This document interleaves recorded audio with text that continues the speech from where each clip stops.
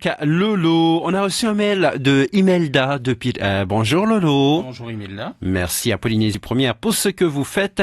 Merci aux gens de la commune et aux pompiers qui nous ont aidés dans notre malheur. Ma fille a lancé un appel sur Facebook et en reçoit beaucoup d'aide. Ça fait chaud au cœur.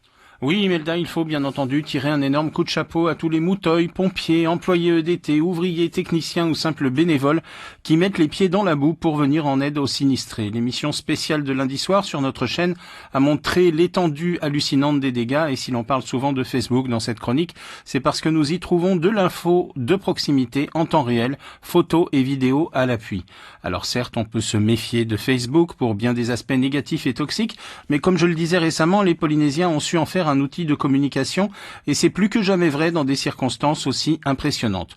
On ne peut pas empêcher les éternelles polémiques stériles comme cet internaute qui se plaignait dimanche matin que la métropole ne dise pas un mot du déluge à Tahiti dans les infos nationales alors que toutes les chaînes en ont parlé, sauf qu'il fallait peut-être qu'elle allume sa télé et regarde autre chose que Cartoon Network et puis qu'elle tienne compte aussi du décalage horaire. Des coups de gueule aussi évidemment, sauf que lorsque c'est pour dénoncer des vols dans des maisons sinistrées, ça se justifie amplement. Mais l'heure n'est pas à la polémique et l'urgence impose l'action et pas le chalala. Et l'action est immédiate en Polynésie et la solidarité spontanée. Elle se passerait même d'un réseau social, sauf que Facebook facilite grandement la coordination par la communication et donc l'efficacité. Combien de Facebookers posent la question de savoir comment ils peuvent aider concrètement?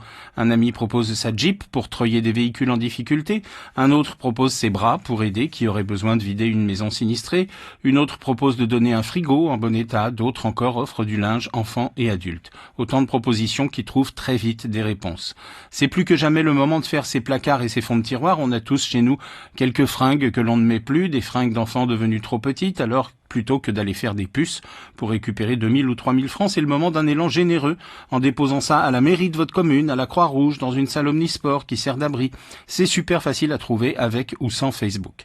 L'avantage, c'est que l'on peut agir tout de suite, sans attendre. Idem pour du riz, du sucre, de l'eau, des conserves, de quoi faire du mar rapidement. L'heure n'est plus à la discussion ni à la prière, on fait tous un petit geste. J'allais employer l'image des petits ruisseaux qui font les grandes rivières, mais c'est un peu déplacé en ces circonstances.